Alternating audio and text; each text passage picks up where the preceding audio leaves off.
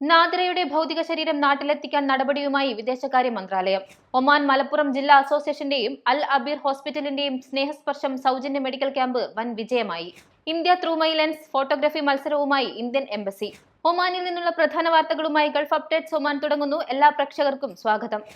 Gulf updates Oman brought to you by Shahi foods and spices, powered by Purushottam Kanji exchange.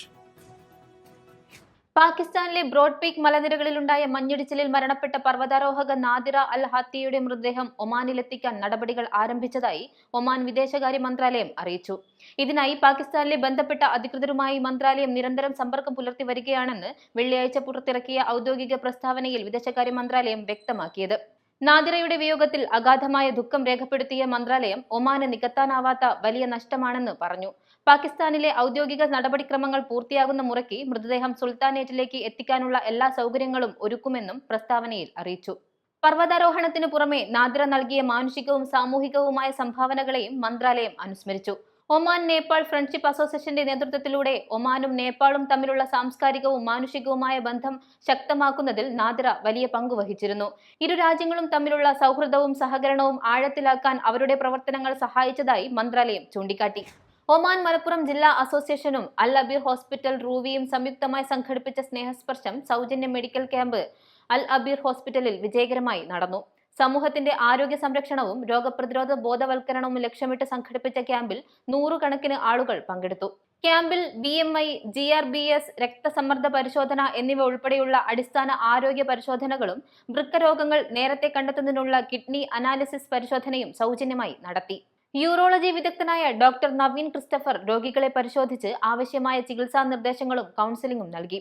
ആശുപത്രിയുടെ regional director doctor Akhil Rahman, medical director doctor Hashim, doctor Natheeka എന്നിവർ ക്യാമ്പിന് നേതൃത്വം നൽകുകയും എല്ലാ സൗകര്യങ്ങളും ഒരുക്കുകയും ചെയ്തു. ക്യാമ്പിനോടനുബന്ധിച്ച് Al Abeer hospital Oman Malappuram ജില്ലാ അസോസിയേഷൻ അംഗങ്ങൾക്കായി പ്രത്യേക OMDA പ്രിവിലേജ് കാർഡ് പ്രകാശനം ചെയ്തു.